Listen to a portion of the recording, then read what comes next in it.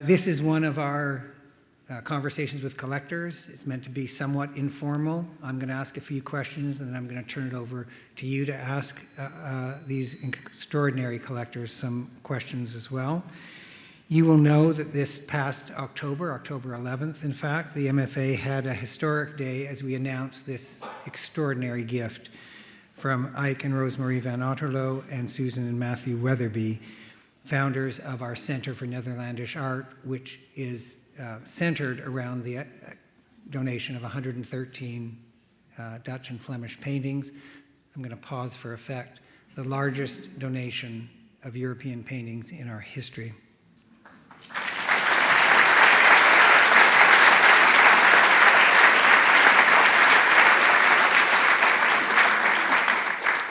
I thought it was a good idea. We thought it was a good idea and thank you so much for agreeing to just have the collectors sit with us, share their thoughts about collecting, why they've done what they've done, the pleasure they've received from it. And so we'll do that in just a moment. But what I thought I would do first is ask Ronnie Baer, our William and Anne Elfer Senior Curator of Paintings, who is the great mastermind behind all things Dutch at the MFA, to give us a little sense of the historical context of this gift. So with pleasure, Ronnie Baer.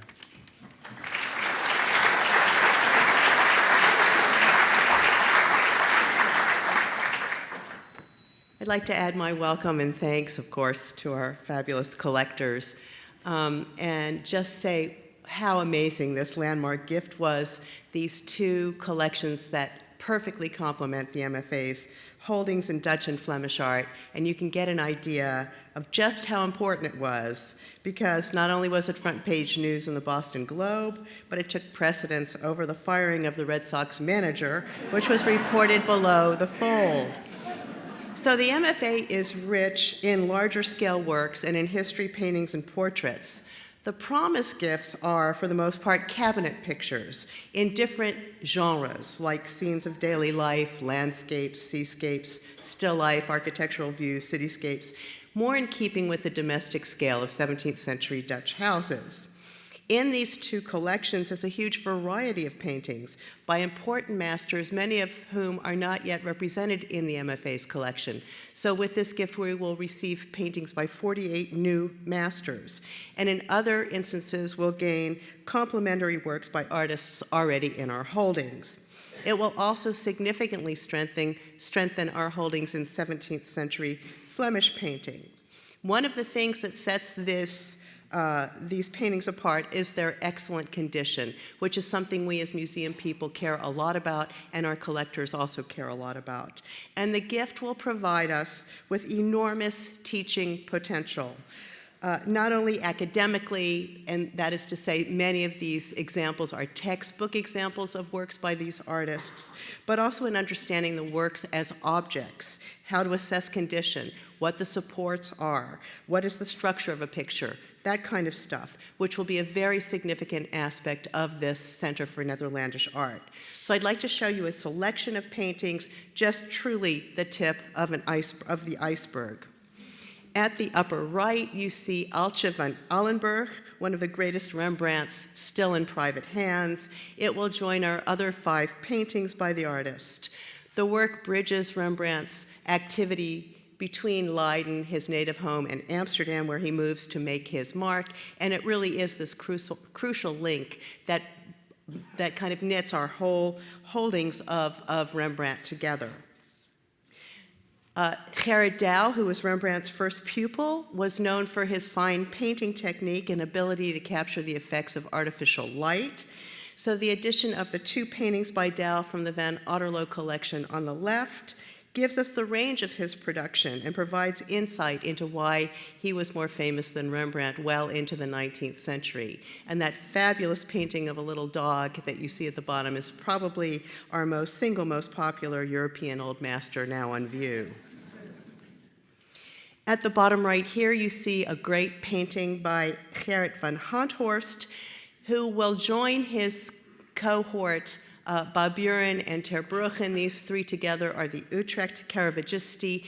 They have a very important impact in the development of Dutch art, and also the fact that we get to bring this together with that very large painting by Honthorst that is late, and it's what happens to him when he becomes a court artist, helps us tell the entire story. So this is on long-term loan from another collector, and together it just makes an unbeatable wall. The three paintings by Peter Klaas of scale below, the two at the left from the Van Otterloos and the one at the right from the Weatherbies, will join the three works by him already in our collection. So being able to see so many works by a single artist at once will allow us to understand how his style develops, how he reuses certain elements time and again, how he manipulates them and adds new components to his paintings to diversify what is at first a deceptively simple formula. The MFA only has one flower painting. It's the one at the far right.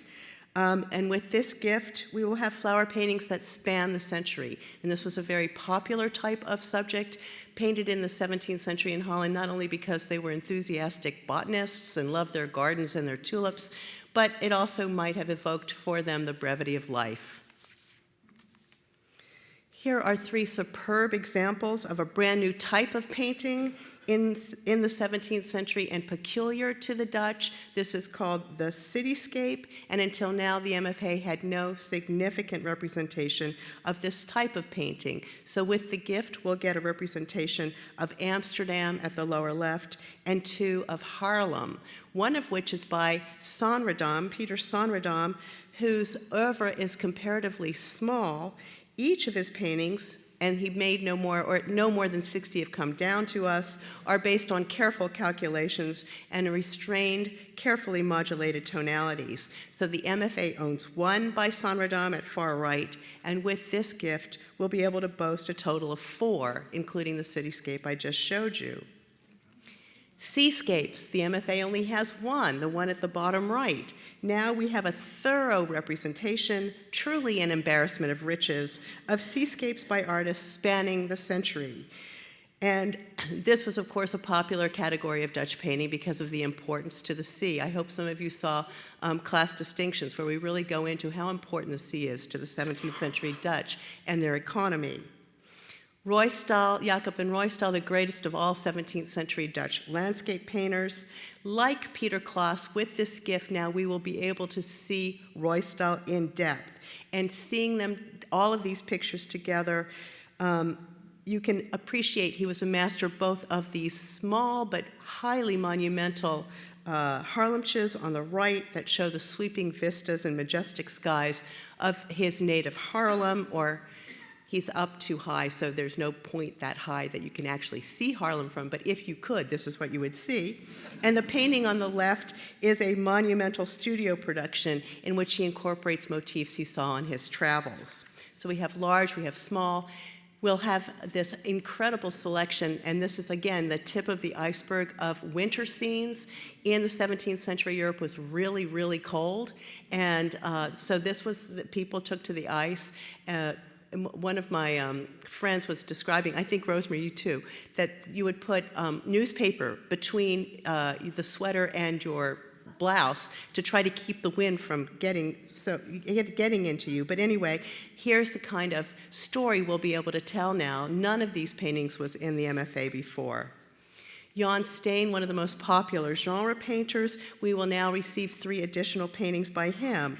And together they show the versatility of this peripatetic artist who painted at times roughly, at times smoothly. He created paintings that were gently moralizing or admonitory on the one hand, and boisterous families on the other. The promised gift will significantly strengthen our holdings in Flemish painting as well, and I show you here wonderful examples of the work of the greatest 17th century portraitist Anthony van Dyck. The portrait of a senator at the upper left will be coming from the Weatherbies, and the self-portrait as Icarus with Daedalus at the bottom left will come from the Van Otterloos, and they will complement the other 3 to the right that belong to the MFA. And I'd like to, as a bookend to Rembrandt, end with the greatest Flemish painter of the 17th century, Peter Paul Rubens. We will be getting with this fantastic gift 2 very different types of oil sketches to complement the one that we own in the middle, the Coronation coordination of the Virgin, that it's coming from the Weatherbies, and the wonderful crucifixion that's coming from the Van Otterloos. So this, I had 5 minutes. I think I probably went over. That's why I'm talking so fast. I don't usually talk this fast. But I hope from this brief overview that you can see how truly transformative this gift will be, not only to our Dutch and Flemish holdings, but to our European collection as a whole. 5 minutes? Okay.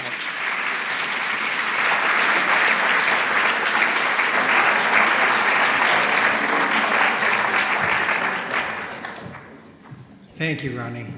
By the way, she talks that fast all the time. Don't worry. Now I'm going to invite the Van Otterloos and the Weatherbies to join me on stage. And here we go.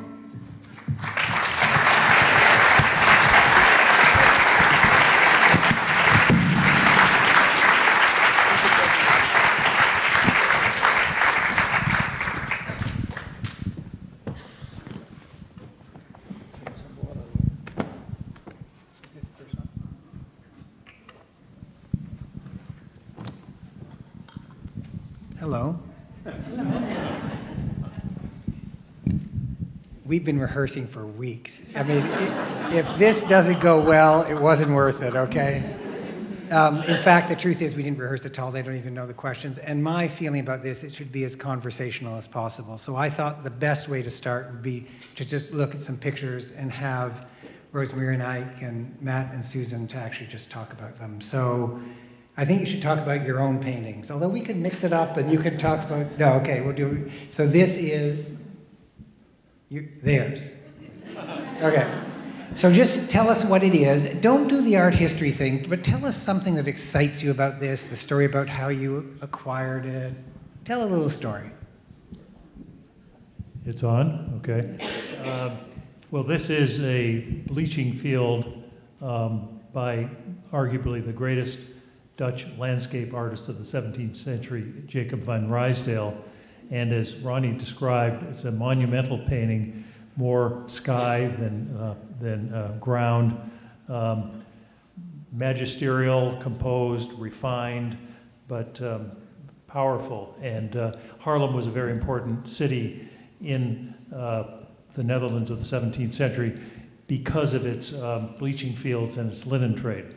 The story I want to tell is one of persistence and where the accident of where your appetite or your desire to collect comes in conflict with real life and how we dealt with it. We had been looking for a Jacob Ruysdael painting for quite a period of time, and we let the dealers who we would be in conversation with be aware of that. It came to our attention that this painting, which had been in an English private collection for 150 years, was available. And we booked a flight to England to see the painting on September 12th, 2001. And needless to say, we canceled that trip. But later in the year, we, as the world settled down a little bit, we were able to reschedule and see the painting in England, and in a couple of months thereafter, in early 2002, the painting entered our collection. But this was, it was serendipity that after being persistent in asking about such a painting, that it was offered to us, and it was happenstance, tragic happenstance that caused us to postpone our trip, but ultimately we were successful. So these little anecdotes are part and parcel of collecting art. Thank you. So I realized I didn't do what a good host is supposed to do. Matt Weatherbie, Susan Weatherbie, Rosemary Van Otterloo, and Eijk Van Otterloo. I think. Okay. And the next one, who's going to take that? Okay, that is a painting by Ambrosius Bossard. And he was one of the earliest flower still life painters in the 17th century. Many painters came after him, but he really set the stage for painting flower still lifes. I had seen this painting for several years and really wanted it. One, because my mother was a lover of roses and grew all kind of roses, and my name is Rose, so I really figured that painting should be mine. But I'm married to a Dutchman, and he and the dealer, Johnny van Haften, could not come to an agreement about the price. Eijk kept saying to me that that he was asking way too much. And I looked at this for 2 years, and in December in London is always a Old Master Week, and all the dealers have open houses, and you just go from one party to another and looking at paintings and having some fun at the same time. But my goal was to go to Johnny van Haften as soon as I got there, because I wanted to see this painting again and see, if maybe I would be with me and buy this painting. But I got there and I saw the biggest red dot that I've ever seen on a painting, so I knew it was sold, and went up to Johnny and said, "Johnny, you sold my painting." And he said, I know. I did call Eijk several times this week, but we could not come to an agreement, so I'm really sorry I had to let it go." So there went my weekend, I thought. On Saturday, it was my 50th birthday, and Johnny van Haften and his wife had invited us for lunch. And instead of dessert, his little daughter at the time was about 6, came up and she said, "Rosemarie, Mommy and I have a little present for you." And out of a paper bag came ambrosia Wasser.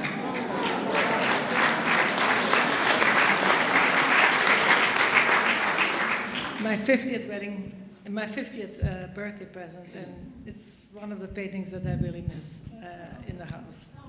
But I'm lucky it is here, and we can come and visit it as we like. And then I want to say one more thing. It's really fun to have the Weatherbees here with us, and I hope that within a year or two, we can teach him the right pronunciation of the Dutch artist's name. And Matt might say Jacob van Ruisdael instead of Jacob van Ruisdael.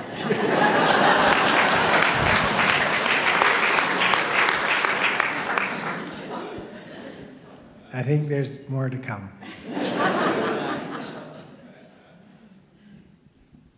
I guess I'm up again. To me, this is our first painting, and it's still in our collection. It hasn't been on public exhibition, but will be entering the collection of the Center for Netherlanders Art. And the 2 points I'd like to make about this painting are that it's by an artist who is reasonably well known in his time, but he's not considered a major master. His name is Hendrix, and he specialized in these kinds of interiors.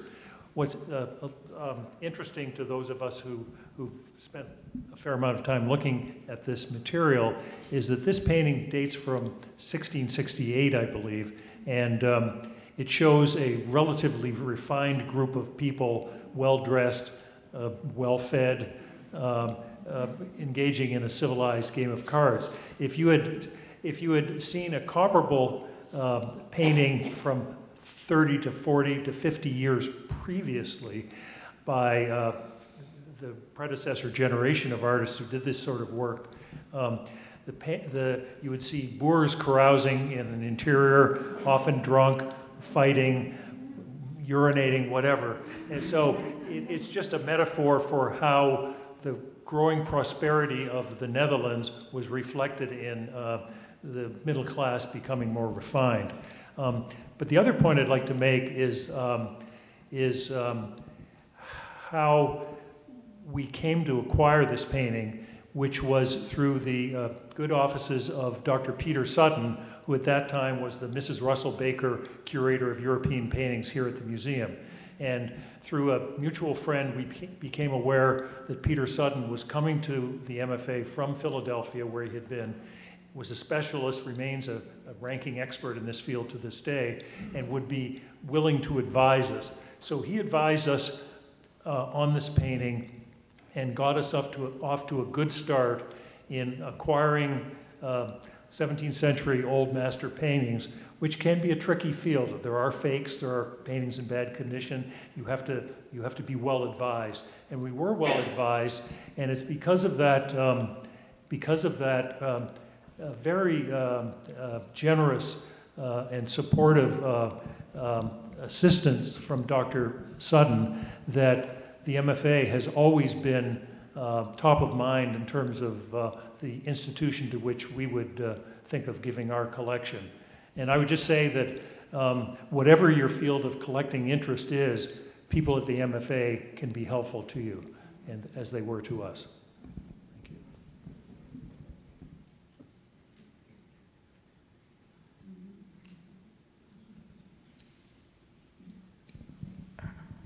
I'm not religious, but I'm a member of Christianity for sure. When I saw this painting, when I entered the Teitelbaum, which is the big annual fair in Maastricht, within 10 minutes after opening, I had agreed to buy this painting. This painting by Rubens made me actually shake in my boots. It was so powerfully painted by Rubens long before he had a studio and assistants. He was painting this all by himself. And it's the moment, as you can see, Christ has not been stabbed in his side. It's the moment he looks up and presumably says, "God, hast thou forsaken me?" If you're close to this painting and you look at the face of Christ, it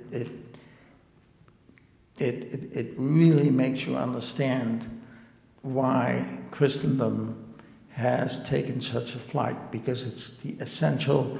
To me, it meant this is the branding of Christianity.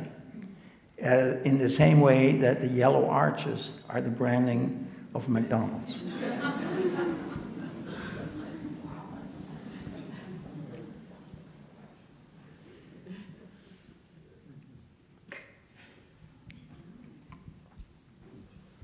This is a painting by Osias Beert, a Flemish artist, and it dates from around 1610 or so. This was the first Flemish painting to enter our collection, and we started collecting in 1985 and acquired this in 1988. This painting is a very important painting for us, not only because it's one of the great masterpieces of a great early Flemish still life painter in wonderful condition, but it was an important acquisition for us in our collecting history. As Matt referenced earlier, we started out very slowly, very small, in trying to learn about Dutch and Flemish painting, and took some baby steps and tried to be very careful in both our education, our looking, and our seeking advice broadly. So up until 1988, we had acquired several paintings, I think about 4, all good, but on a perhaps more modest scale.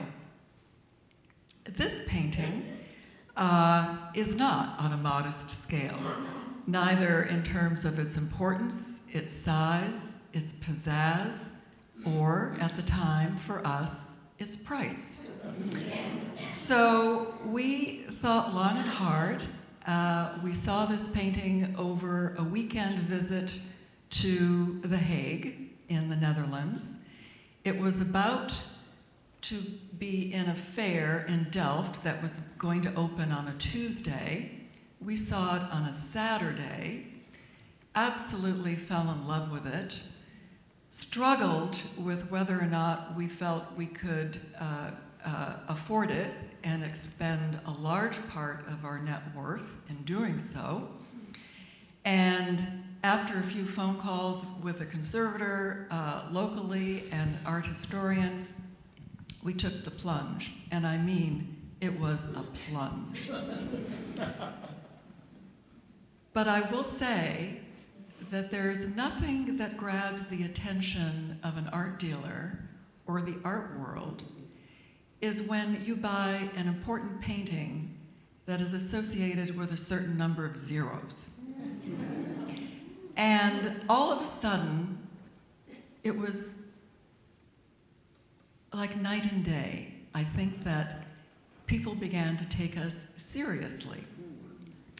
We would previously have gone to London or Amsterdam and knocked on the doors of dealers and said, "Hi, it's us.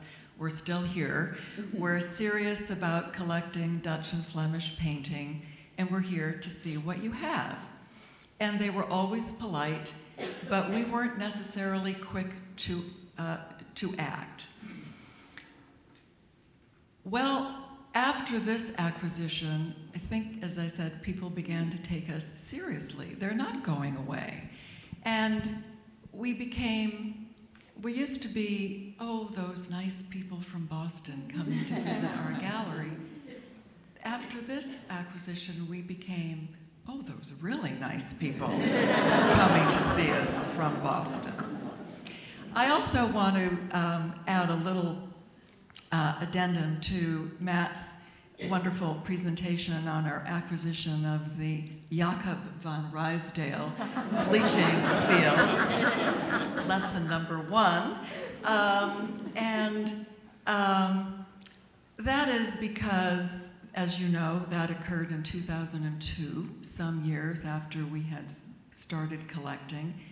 And since almost day one, every time we spoke with the dealer, Matt would ask, "We would really like to have a Ruysdael bleaching fields." Well, these are very rare and not commonly available.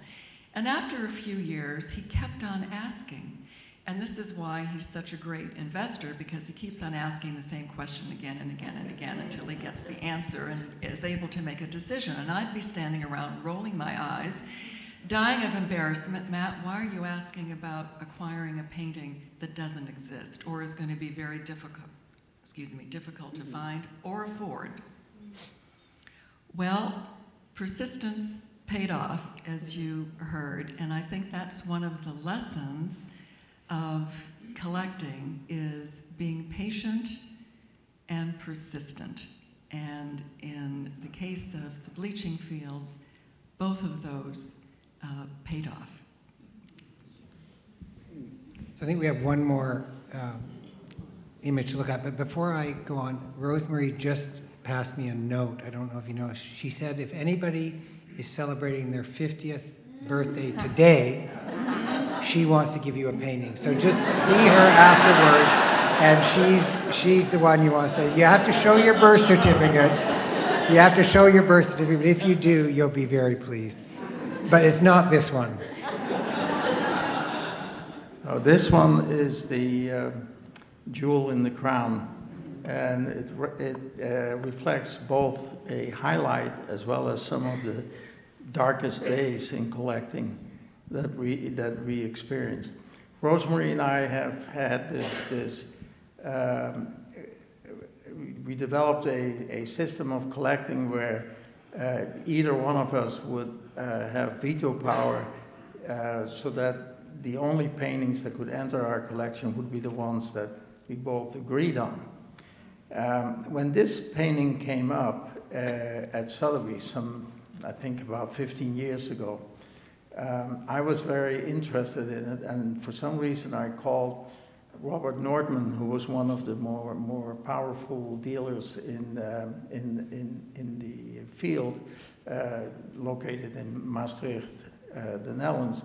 I called him up and I said I was interested in this painting and I knew it would go for a lot of money.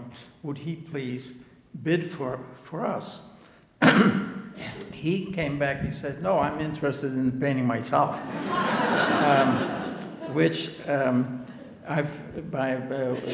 One of the things you learn when you're collecting and you are up against dealers, the dealers will always win.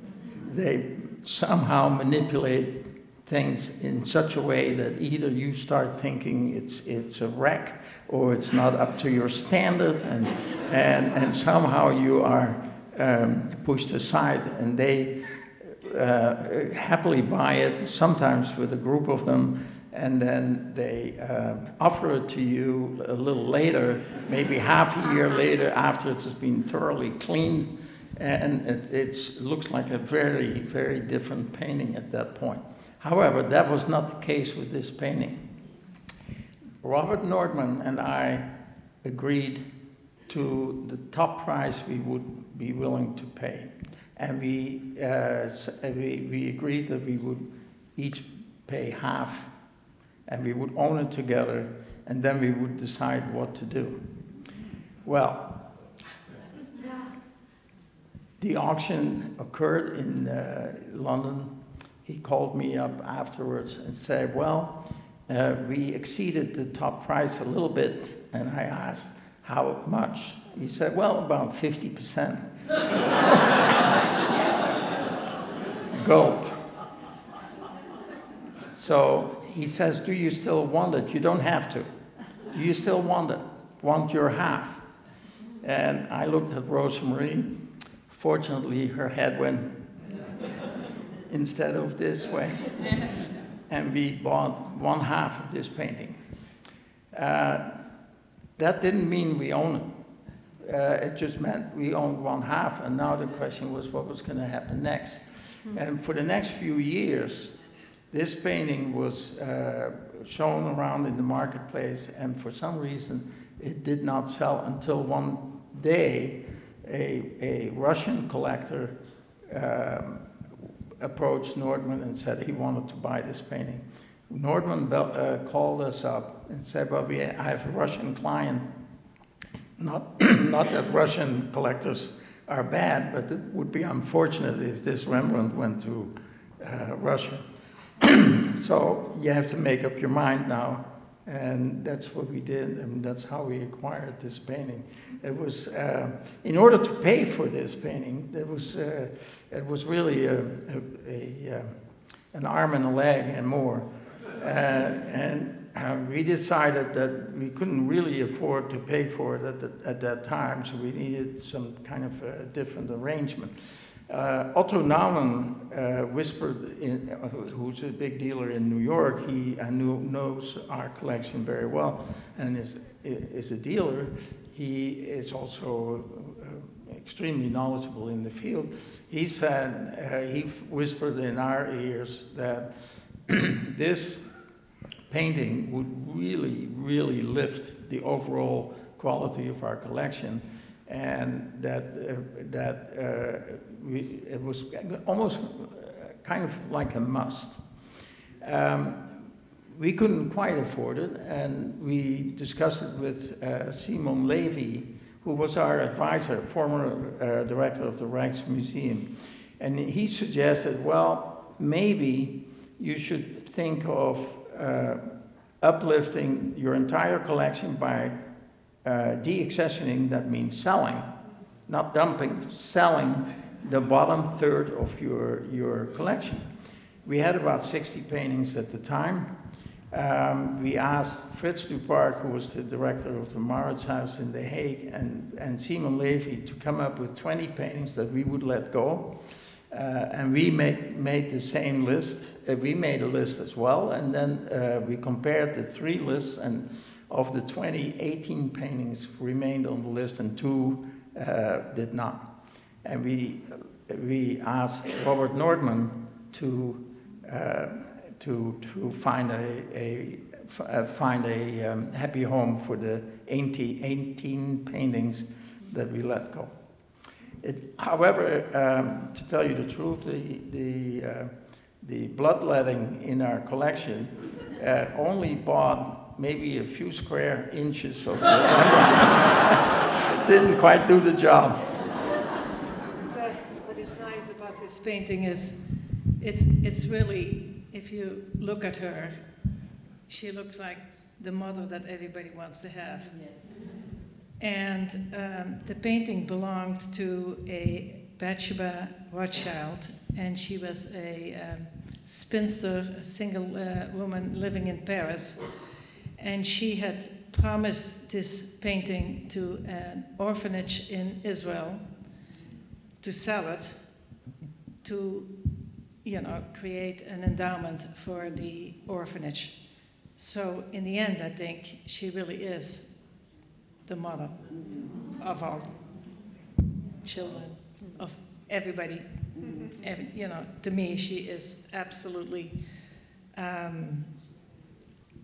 you look at her, she is, you can see she has had a life behind her. She has been happy, she had hard times, but her beauty in her age, which is 64 at the time, is still glorious. I might add to this, she was the surrogate mother of Saskia, and Saskia became Rembrandt's wife. He painted Aaltje 3 years before he married Saskia, and I think he did such an amazingly excellent job on this portrait because he was really wooing Saskia and trying to get approval. I'm going to now ask you to talk a bit about yourselves, just a little bit. So, why do you collect? Why did we collect? Why do you collect? You don't want it to stop, do you? No. Collecting is a lot of fun. It gave us a tremendous focus on the Dutch history, the importance of, and the pivotal existence of these paintings in a environment where normally paintings were produced for the Catholic Church, so all the artists were working really for the church. And then when the Calvinism took hold in the Netherlands, and in the Netherlands, which then included Belgium as well, there was this big divide north and south of the big river, which is the Rhine River, and the Catholic stayed in the south, and then the Protestants moved to the north. And of course, Calvinist church and the Lutheran church absolutely abhorred the idea of decorating churches with a lot of art. And if you were a Protestant painter, you would not have any employment anymore by the church. So they had to look for other kinds of customers. Collecting is tremendous fun. With that kind of focus on the 17th century, it was a blossoming of the kind of art that was not religious in nature, and it found employ in the burghers who were doing very well with shipping all over the world. So there was a new wealth being created in the Netherlands, hence the golden age of the Netherlands. And this kind of focus has been very, very important to us to be disciplined about this, and that's why we sought the advice of real experts in the field to help us stay disciplined and to help us find which areas of the collection that we might need to develop. I remember we had about 30 paintings, and we sent a fax to Simon Levy, our advisor, and said, well, we now have 30 paintings, isn't it about time that we should stop? And he said, facts came back, said it depends on what you want to accomplish. And I wrote back to him, what we really would like to do in thinking about it, we would like to have an overview of all the themes that painters concentrated on and depicted during the century. So that includes still lives, city lives, marinescapes, seascapes, etc., etc. And he came back with a very long fax that came off the roller, and it was about 10 pages long, and the result was, well, if you want to accomplish that, then this leaves you with these gaps. You have nothing in the Caravaggio, you have nothing in the Mannerists, you have nothing here, nothing there, and if you want to fill the gaps, you should be thinking about these artists, and he lined them up, and when I added them up, when you're at 30 paintings and you add up what he suggested, it was 67 paintings. So that was another oops, gulp. But then we actually, thinking about it, we slowly but surely started to fill in gaps and broaden our interest to include things that we might not off the bat really love, but that filled an important part of the collection. And I'm thinking, for example, of the Dirk Hals. Dirk Hals is the brother of Frans Hals. Frans Hals was the great flamboyant painter of portraits, and his brother Dirk Hals did very kind of effete genre scenes with men sitting there with pink socks with ribbons and funny hats playing the lute. But look upstairs, it's there, and it's not our first love, but it was an important filler in our collection days. Thank you. But we never started out thinking that we were going to collect when we first met. Collecting just sort of happened to us, and it happened to us just like the Weatherbies. We also met Peter Sutton, and he lived in Salem, and he was introduced to us to a mutual friend, and he said to us, what are you having here on the wall, which was at that time a lot of horse paintings and carriage scenes, because we lived in a farm in New Hampshire and had bought these things just because they were fun on the wall in the farmhouse. But in Marblehead, they looked pretty silly.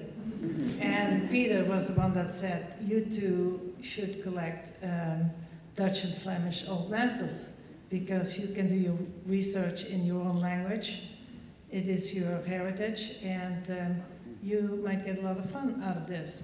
And he really took us by the hand and showed us private collections. He took us to auction houses. And when we bought our first painting, was at an auction house, which he had approved, that painting. And as Susan alluded, the dealers very quickly figure out that there was a new person in the auction room. And so within a week we got several calls that they had a painting that would go fabulous with this Jan van Rooyen that we had at the time.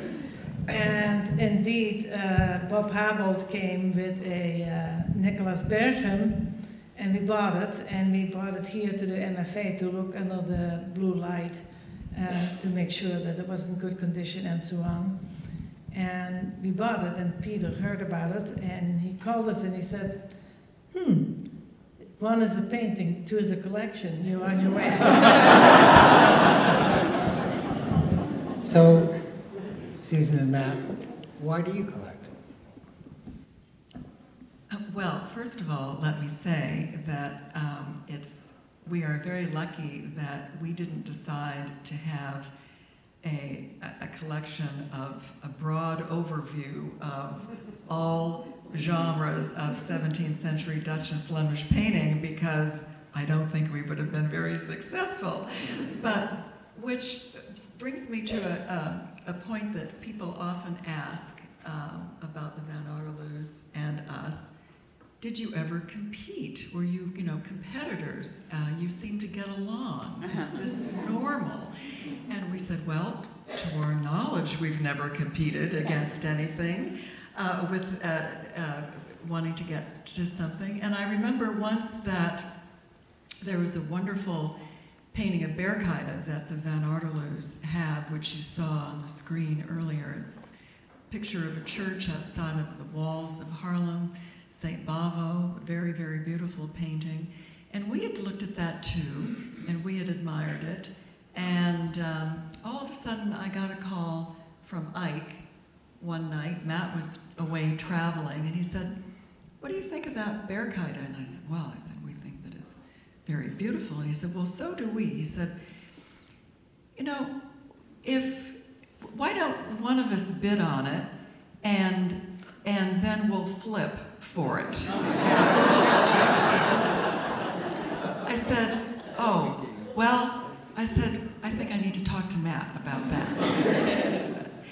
But no, our collections are so complementary, and our approaches to collecting have, while the same in terms of wanting the best that we can acquire in the best condition, and having the painting be an important example in the artist's oeuvre, we've never competed and have always enjoyed one another's acquisitions and cheered one another on in our pursuit.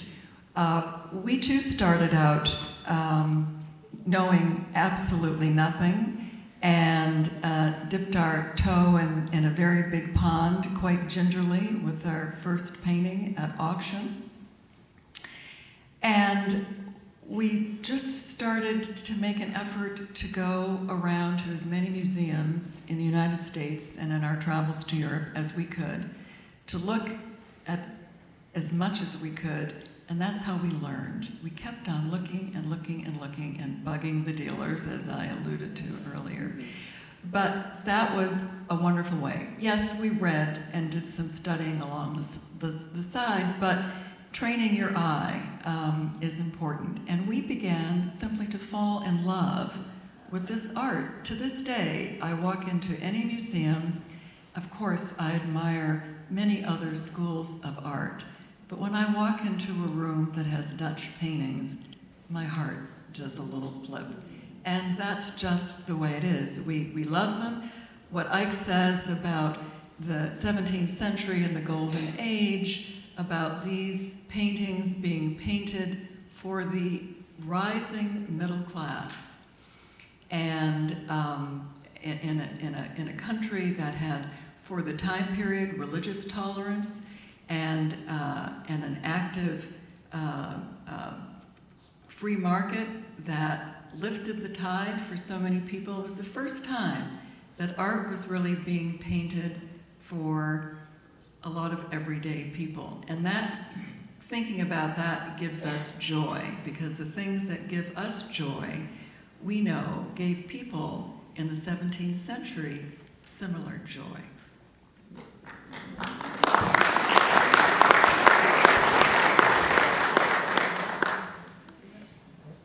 So you can imagine that if the Van Otterloos had come to us, Ronnie and me, or Ben Weiss, who's sitting up there, or Erica, or Kelly, and said, we'd like to do something special for the MFA, we would have thought a dream had come true. You would have also, you'll also agree that if the Weatherbies had come to us and said they wanted to do something with their collection, a dream would have come true. But imagine what it was like that they came together to suggest this. So my question to all of you is, this is unprecedented in my experience, that two couples would come together like this. Just talk a little bit about when you knew this was possible, that you could do this together, when you wanted to do it together. It's one thing to say that your collections sort of fit hand to glove. It's another thing to say you're going to make this extraordinary benefaction to your hometown museum. So how did that sense of doing it together, how did that happen? Well, it started many, many, many years ago because we have known Matt and Susan as long as we've been collecting and meeting them in auction rooms as well as in museums and here at different occasions. And we quite often had a conversation, what are we going to do with our art? At one point, our children always knew that we would give our art away. And finally, Eijk said to me, I mean, I am going to make a decision before the end of the year. This was last year.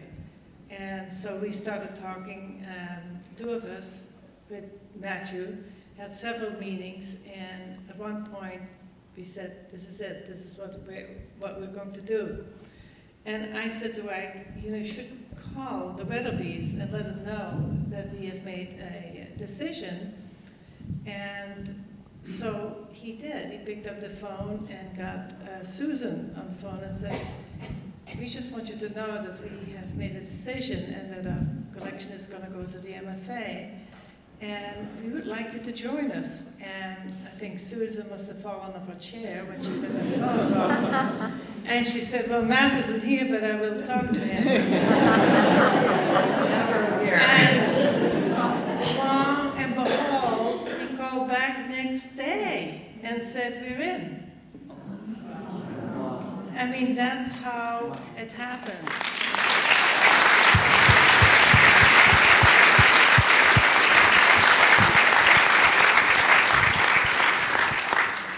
I just might add, the concept of the Center for Netherlanders Art had been floating around amongst us for several years. Peter Sutton and George Abrams were early promoters and thinkers of this concept, and we thought that this was a wonderful way to celebrate the extraordinary connection between the Dutch culture and the founding of the United States, these glorious paintings, the fact that they would be in an encyclopedic, or could be potentially be given to an encyclopedic museum, where the art could be viewed, studied, thought about within the context of all of art history. So this concept of a center was very appealing to us because, as you know, we plan to loan to other institutions and to make every effort to have most of the paintings on view all the time somewhere. And so this combination of desire amongst the four of us to make sure that our collections didn't reside in a basement somewhere, and our having this common dream and common vision really enabled us to come together in this very happy way. And Matthew and his team here have been extraordinary in grasping and understanding this concept and this idea. So we're very grateful to him and the museum for giving us the opportunity to realize something that we've been thinking about for a number of years. So I know I'm really messing up on the time, but I have just another question that I do want to see if folks out there, but I just want to get a little emotional for a moment and just ask you to talk about what it's like to give something away. I'll answer that. It feels great.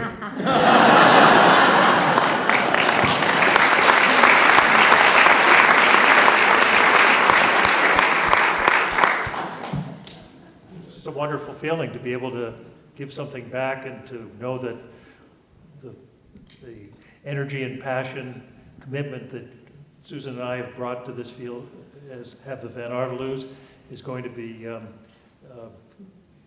commemorated, and that the art will live in public view for hopefully for a very, very long time. And just there's a certain joy to giving that all I can say is it just manifested itself with us, and I know with the Van Otterloos as well. So it feels great. Yeah, it feels for us.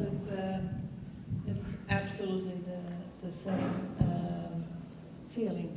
One other thing I would add is when you put as much time and effort and, frankly, money into collecting in a certain field,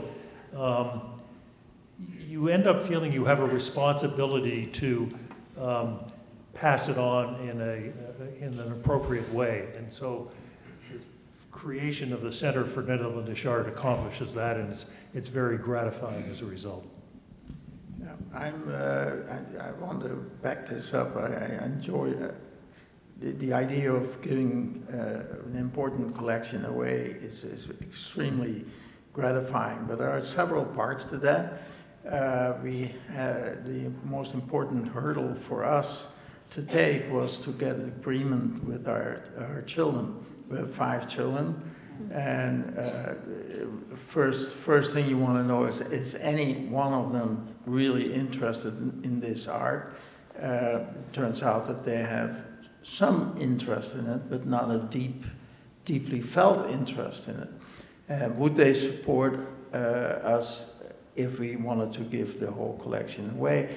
And they all did. So that made that part very easy, because what happens to many people who collect is that their children will inherit the collection, and the first thing that happens next is a lot of it is going to be dispersed through sales.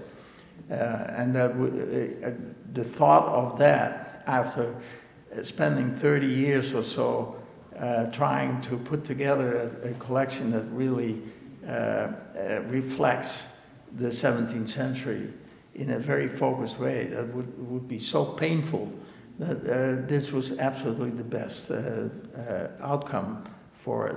And I enjoy it thoroughly, and so does Rosemary. And I hope the museum. And you. And also, actually, collecting is not just all fun. It's a lot of work. It's an enormous lot of work. You have to keep a log. You have to keep all the loan agreements. And I must say, in the last couple of years, I've had enormous help from Jean Woodward here at the MFA.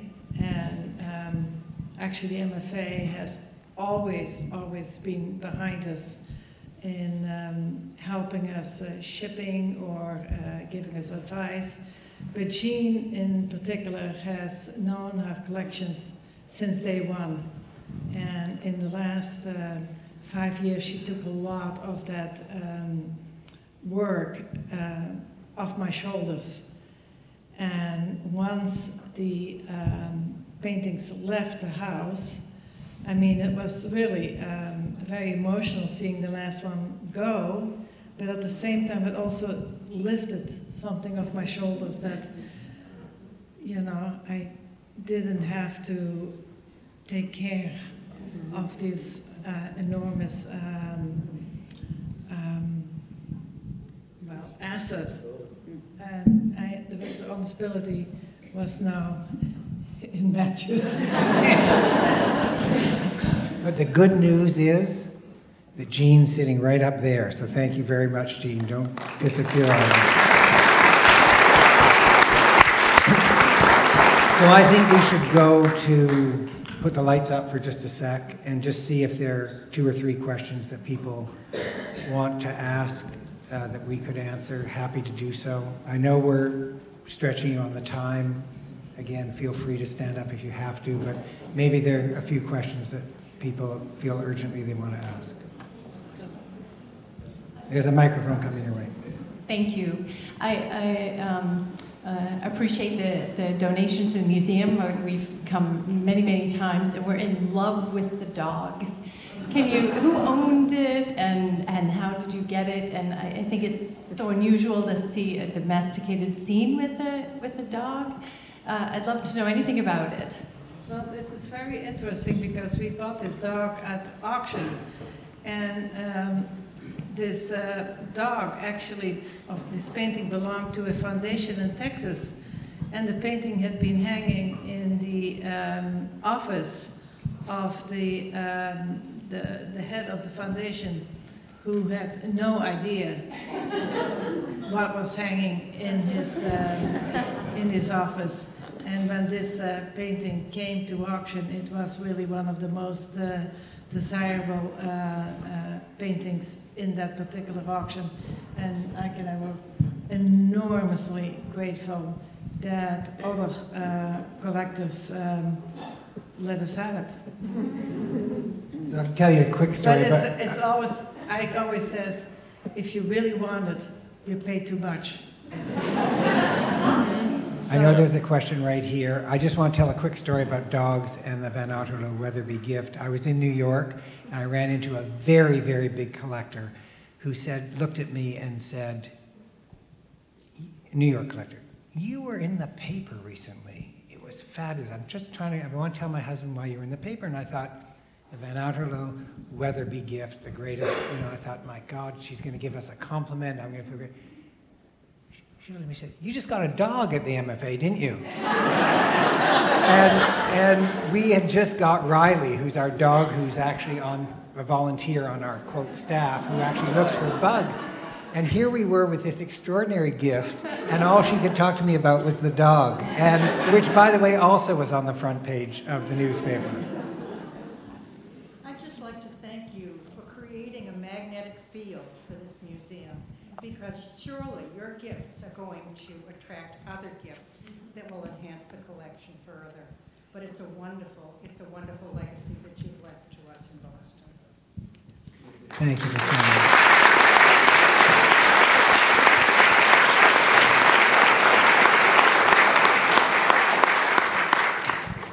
Is there one more question that somebody wants to ask before we... Okay, there are two questions, one there and one at the back. Could you each discuss the one that got away? I didn't get.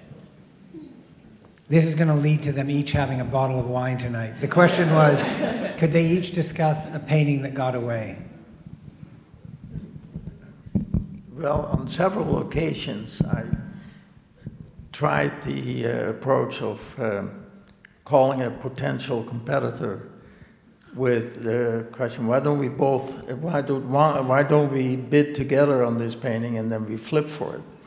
As you found out, one flippy didn't go for it.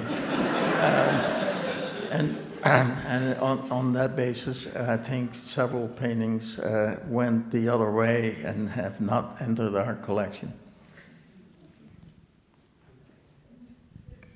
There have been several things have gotten away, but I think one nice story about one that got away was a beautiful little genre scene by Adrian van Ostade that we saw at the Maastricht Art Fair, and we had already owned a wonderful genre scene by this artist, but really fell in love with this little family scene. It was just absolutely exquisite.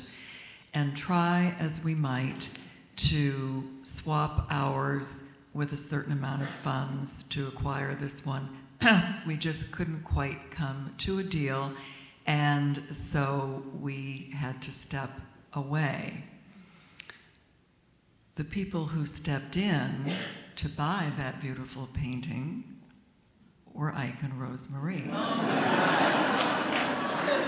So, in many ways, that painting has come home to us. And because our collections, we feel, are as one, we feel that we now own it too.